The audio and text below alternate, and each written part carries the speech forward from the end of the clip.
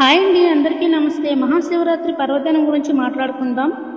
సంక్రాంతి పండుగ తర్వాత వచ్చే పండుగలలో ముఖ్యమైనది మహాశివరాత్రి. అన్ని పండుగలు పగటిపూట జరుపుకుంటే ఈ పర్వదినం మాత్రం రాత్రిపూట జరుపుకుంటాము. మహాశివరాత్రి రోజున అర్ధరాత్రి 12 గంటలకు జ్యోతి స్వరూపుడైన శివుడు లింగ రూపంలో దర్శనమిచ్చి పర్వదిన కాలం, అందుకే శివరాత్రిని పర్వదినం అంటారు. శివరాత్రి రోజు పగలంతా ఉపవాసం ఉండి మనస్సును దైవచింతన గావిస్తూ రాత్రి సమయంలో శివుడు అనుగ్రహం కొరకు నిద్రపోకుండా జాగరణతో మేలుకొని భక్తి శ్రద్ధలతో అభిషేకాలు, పూజలు, భజనలు చేస్తారు. అందుచేత శివరాత్రిగా పిలువబడుతుంది. ఇది హిందువులకు, ముఖ్యంగా శైవులకు అత్యంత పుణ్యప్రదమైన రోజు.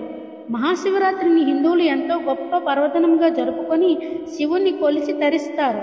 మహాశివరాత్రి రోజు ముఖ్యంగా పాటించవలసినవి 3 ఉన్నాయి. 1. ఉపవాసం ఉండటం.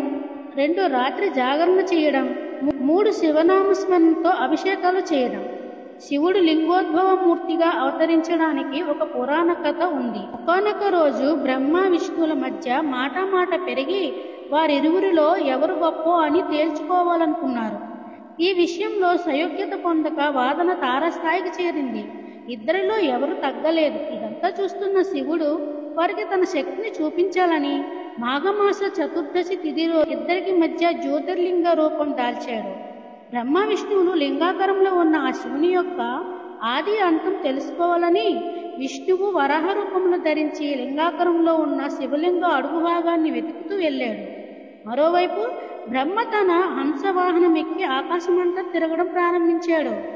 వీరిద్దరూ ఎంత ప్రయత్నించినా ఆ లింగం యొక్క మొదలు చివర ఏదో అని తెలియక వెతుకుతూ అలసిపోయారు.